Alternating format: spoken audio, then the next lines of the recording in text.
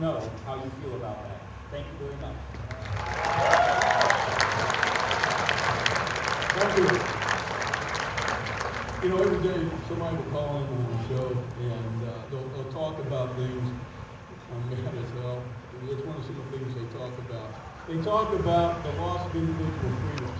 And you know what taxation does? It cuts away your individual freedoms. They just keep whacking away a little bit more each time from us. And once you lose, and once they take away the money, then they start working on other things. That's why, you know, when it starts small, but it's not going to finish small, it's going to finish big.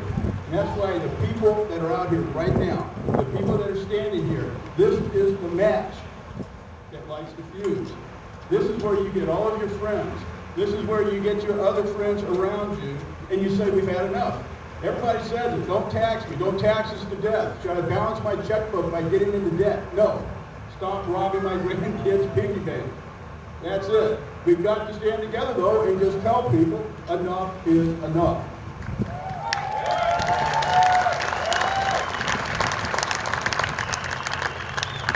Our next speaker is a former Assemblyman here, Doug Malfa. Doug's gotten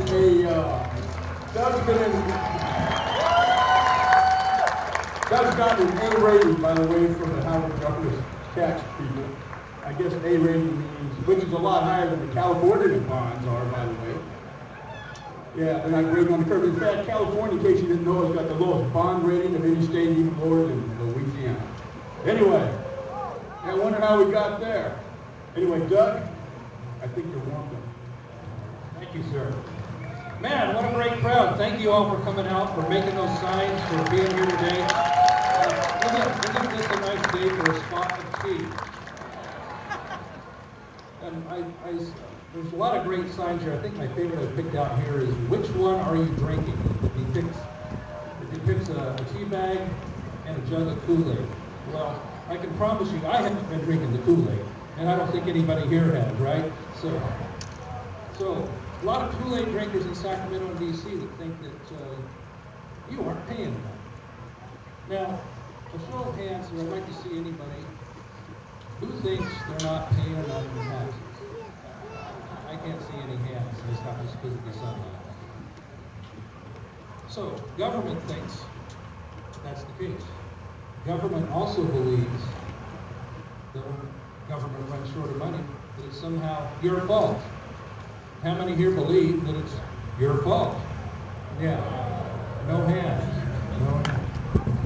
All right. So what are we going to do about it?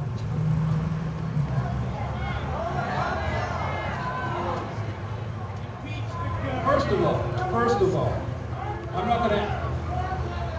Term limits. Yep. They work. Federal term limits. Yeah. All right, let's get this back into the world. So, what are we going to do? First of all, what you're doing here today, you're being loud, you're being active, you're being part of the process. This is not going to be ignored. It's all over Fox News. It's going to be in every newspaper in the country. 775 cities at least have participated in this effort.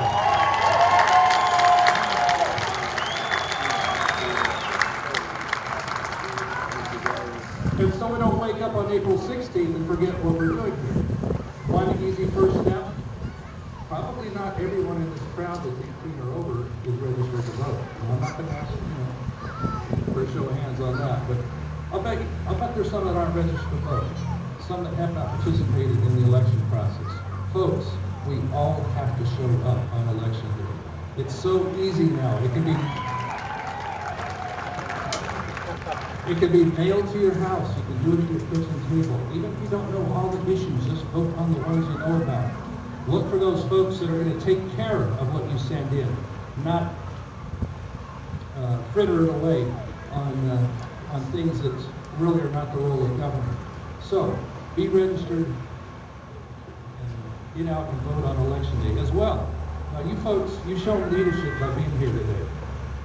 You took time off from whatever you might do after work, maybe some even on your shift. You're down here. You're leaders. People in your neighborhood, you're going to be able to talk to them about what you did here today.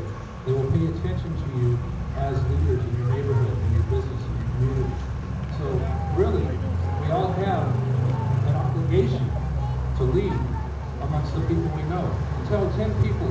propositions coming up on this ballot. Tell 10 people in the next election, who are the candidates? What are the other propositions that are right or wrong for what we're about?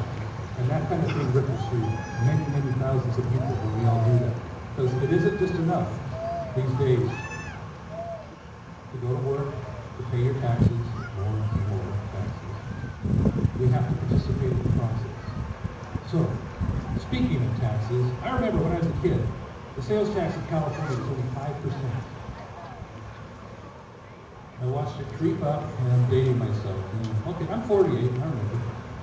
I was sent off for the Hot Wheels race car that has a 5-cent sales tax addition for California residents. But now, we watch it creep up to 6 and 7, 7.25, 8.25. Ask yourselves, is I-5 any better off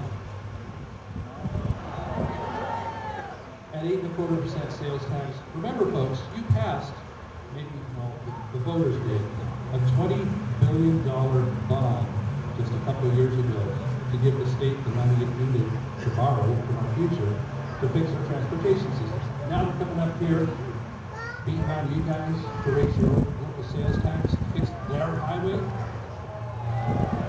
Hell no. Right?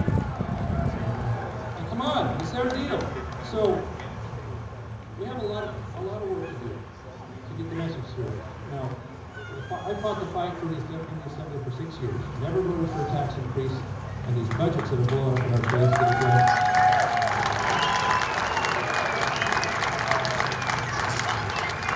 are these state budgets that keep blowing up in our face because they're done at 2 in the morning when you have maybe 20 minutes to read the thing. It's an incredible disrespect for the process, for those that you elect to send there to represent you, and for you. Because they're saying, we don't really want the people to see this in the light of day. We wait till after 11 p.m. after all the TV cameras have gone home from the Assembly chamber or the Senate chamber, and we can pull one over on. Then we can skate off back to the districts for the summer break or what have you. Or we pass it in the fall, so we don't have summer break. So, the process needs to be much cleaner, not these dirty midnight 2 a.m., 3 a.m. deals that I've been fighting against, I know Assemblyman Nielsen has been fighting against, Senator Armistead has, and it's just got to come to a stop. And so your loud voices here today are what makes the difference and making them accountable, because there's nothing that makes politicians go quicker in Sacramento